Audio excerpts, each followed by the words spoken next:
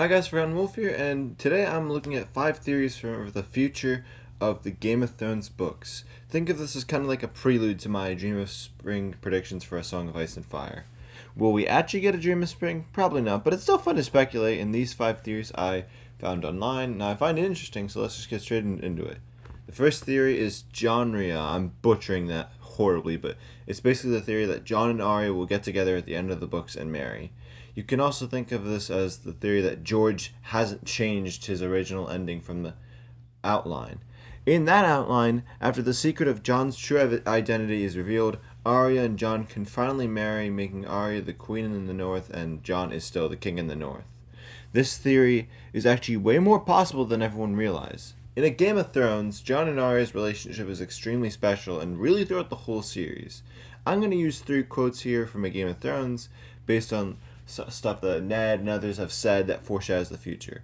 Arya named her after the warrior queen of the Rhoyne, who led her people across the narrow sea. The names of the Stark direwolves here are very much supposed to foreshadow the fates of the Starks. Arya here names Nymeria after a queen, foreshadowing that Arya will become a queen, and since Jon is basically confirmed to end up as a king in some form, whether the king in the north or the king beyond the wall, there is a huge connection here. The second quote is from Ned to Arya in A Game of Thrones. You will marry a king and rule his castle, and your sons will be knights and princes and lords, and yes, perhaps a septon. Once again, even more foreshadowing that Arya will be a queen of some kind. However, the last quote from A Game of Thrones in Catelyn 2 is probably the most damning, as it's when Catelyn thinks of Jon. He would father no sons who might someday contest with Catelyn's own grandchildren for Winterfell. To me, and some other people I've seen online that have read this line, it read to me that Catelyn's grandchildren will end up being Jon's children in some form, pointing towards Jonria. Now, I did not come up with this theory. I found a really good post on a forum of Ice and Fire by Ice Turtle that goes into way more detail on this theory. Go check it out. The post is called Jon and Arya, a hidden sensei and overall significance of their relationship. This was made in 2015. Since then, I think we've had even further evidence from George that can be used. We know that King Bran was something that the Game of Thrones show directors, D&D, got from George. And that was in the outline, meaning it is possible that we can use evidence from the outline to support this theory. Furthermore, George said that his plan was for Sansa to die, but Sophie Turner's performance as Sansa might change his mind. George could have been talking about the original outline. In fact, that seems what he's supposed to be talking about, but it's odd to mention Sophie Turner if he was talking about Sansa's fate in the original outline. Sorry for the notification. I'm getting spammed on Instagram for some reason. Where were we? Jon and Arya still think about each other all the time in A Dance for Dragons and A Feast for Crows. Jon misses Arya more than anyone in the world and desperately hopes that Mance Rayder can save Arya from Winterfell and the Boltons. Jon doesn't know it's fake Arya here. Jon has sort of a deeper affection for Arya in when he learns of that Arya is in Winterfell and in A Game of Thrones, of course. I mean, it's not new for siblings in this series to love each other. I mean, just look at the Lannisters and Targaryens, but the level of Jon and Arya's relationship is highly unusual, as even the closest siblings that aren't incest, being Jaime and Tyrion, don't think about each other as much as Jon and Arya do. Only Jaime and Cersei think of each other as much as Jon and Arya do. It's like Jon has a deeper affection for Arya in some way. As for Arya, one more thing. I've also seen Jon compared Ygritte being without clothes to what Arya would look like, which is a really odd detail from, I think it's A Storm of Swords. As for Arya, meanwhile, Jon is literally the only person keeping Arya as a Stark. Arya thinks about Jon, and he is the only person preventing her from being a full faceless person. All of this completes a very compelling argument to this theory, and one that I might want to accept, but this theory has 2 major flaws. The first is, why was Rickon created? Rickon wasn't a character in the original outline, and George created him for a very specific reason, which is why he wasn't cut from the TV show. The second flaw is that George has changed a lot of plans between A Storm of Swords and A Feast for Crows. George intended to have a 5-year time gap which would age up all the characters, making the ending reasonable. However, that time gap was scrapped, and it's entirely possible that George doesn't want Jon, who will be roughly 16 to 17, marrying Arya, who is roughly 12 to 13 at the end, and I don't think anyone wants to see minor romance between two minors.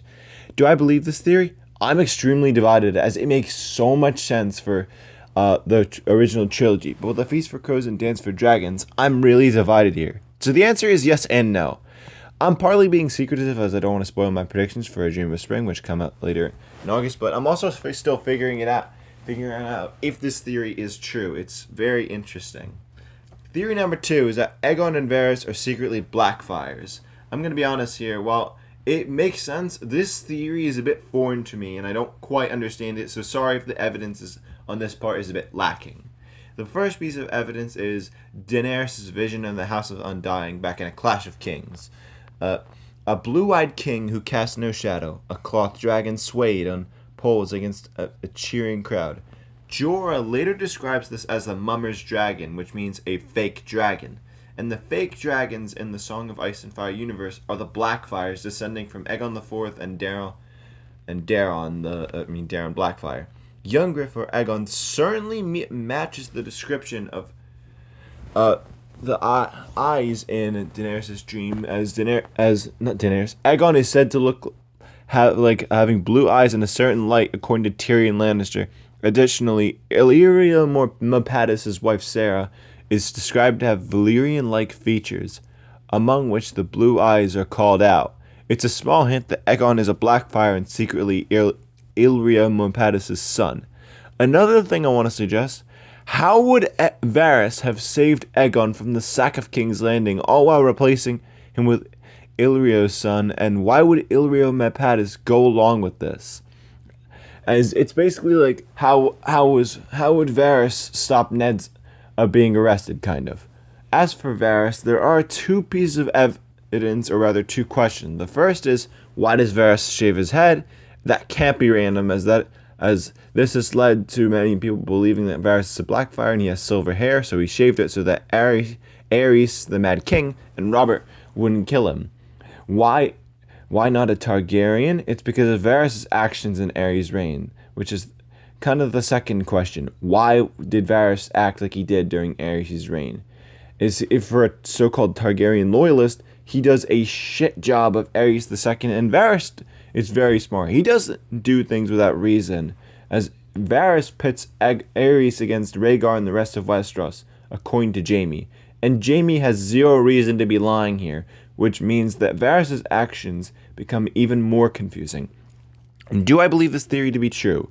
Yes, it would. It would explain a lot about Varys, and for narratively, I think it works better for Daenerys to be really the only Targaryen left, supposedly. And if Aegon is truly Aegon, the son of Rhaegar, it means that Daenerys has zero claim to the Iron Throne over Jon and Aegon. It just makes no sense for her to be claiming it all, really. I doubt we will get an answer in the books. Likely, I think it's one that George says in a blog post or in an interview. Theory number 3 now. It's Jon. I'm sure you've heard of this theory before. It's the same as Jon and Arya, except that Jon ends up with Sansa and she becomes the Queen in the North, to go with Jon being the King in the North. Now, there is quite a few evidence here, and the first bit of evidence that I have is that Jon and Sansa's description of men/women they would love ironically matches each other.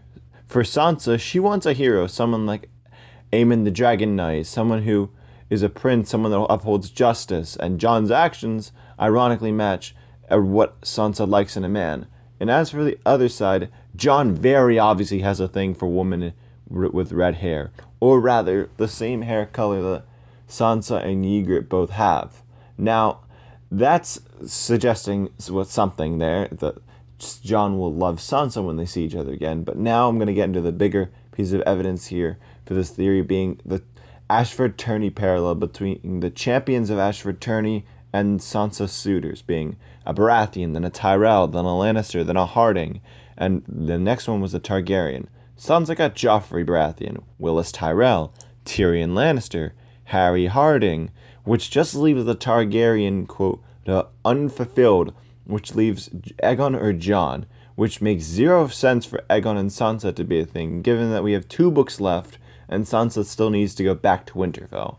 Sansa and Jon also share the same dreams in naming their kids Robb and Brandon, rebuilding Winterfell.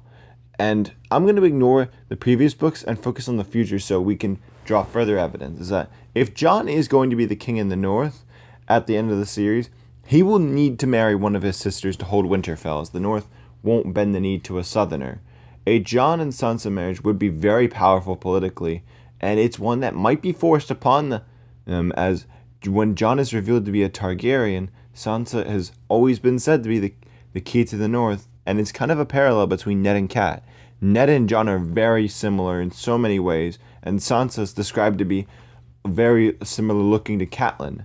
The parallel between Ned and Cat and Jon and Sansa is very, very strong, and even Jon and Daenerys are very likely going to have a bastard in some form, which means that if Jon is true, Sansa would be in the same position that Catelyn was in, and Jon the same position that Ned has. Jon has to raise his bastard with the mother dead. And I would like to address the biggest arguments against this theory, as there are 2 huge arguments here.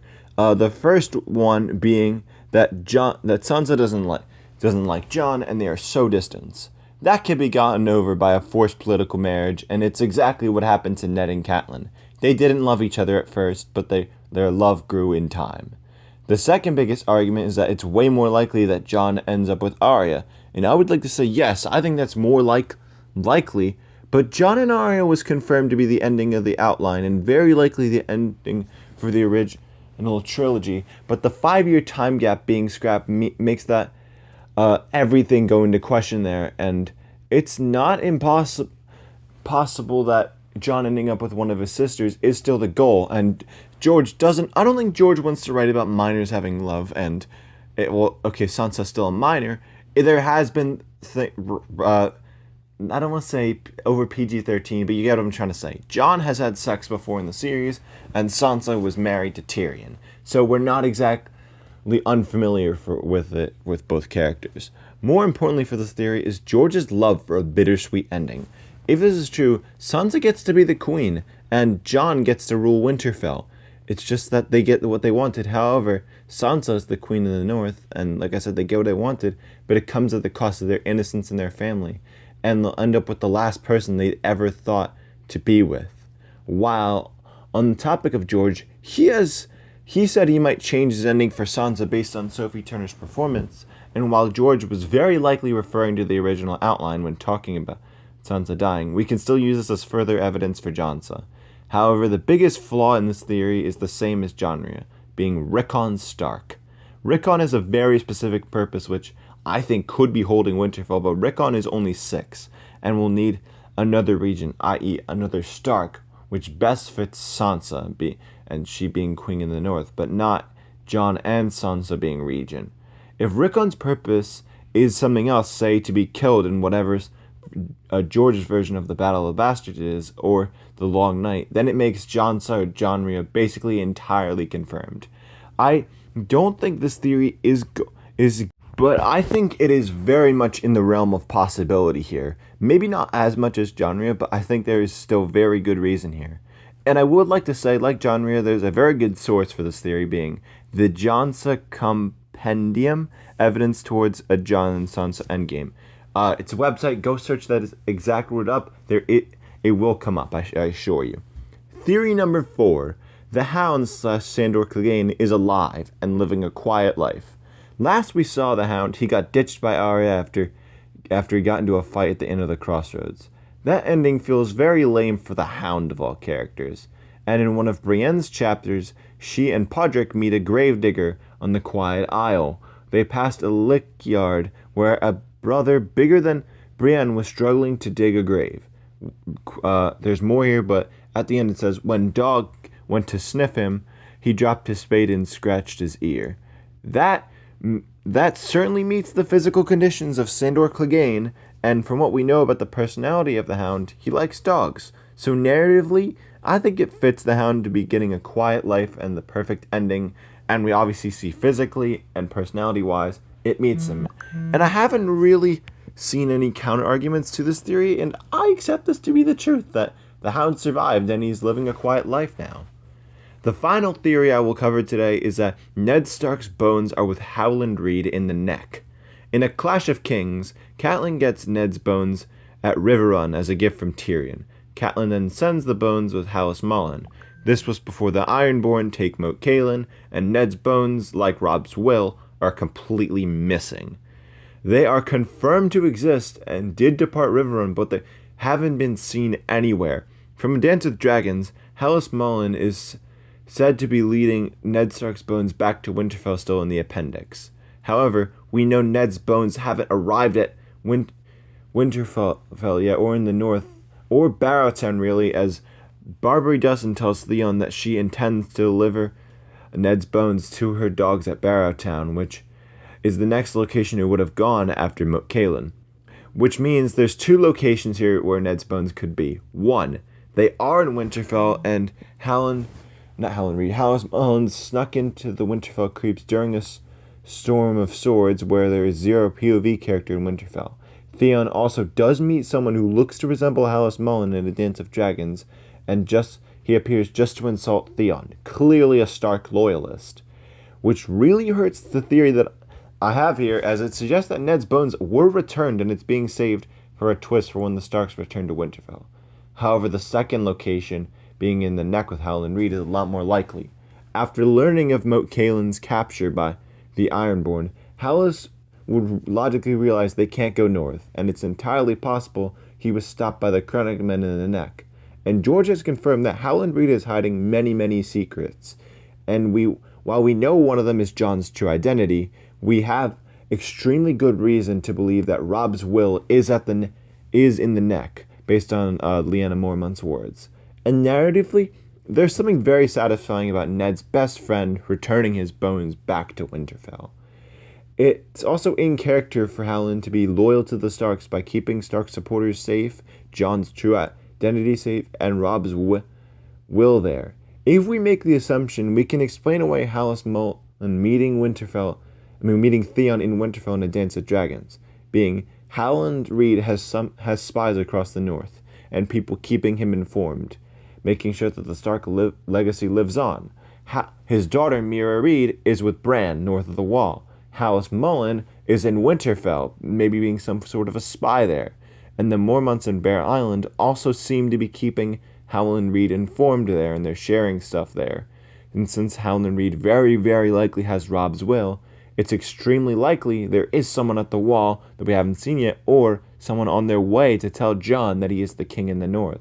Do I believe this theory to be true? Yes, I do. In fact, I made it canon in my, well, not canon, in my Winds of Winter predictions, I adapted this theory, and I fully believe it to be canon, like the Hound theory.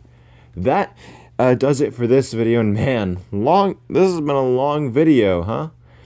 This is obviously a preview for my Dream of Spring predictions, with part 1 of that series coming out next week in August. I do want to make a follow-up to this video, however. Specifically, if this video gets over 50 views, I'll make a part 2. But either way, regardless of how this video does, I will make a follow-up video sometime in the future analyzing if Jon will end up marrying one of his sisters, Sansa and Arya. But that is for the future. Next time you see me talk about the books, it should be with the Dream of Spring predictions. But until then, bye!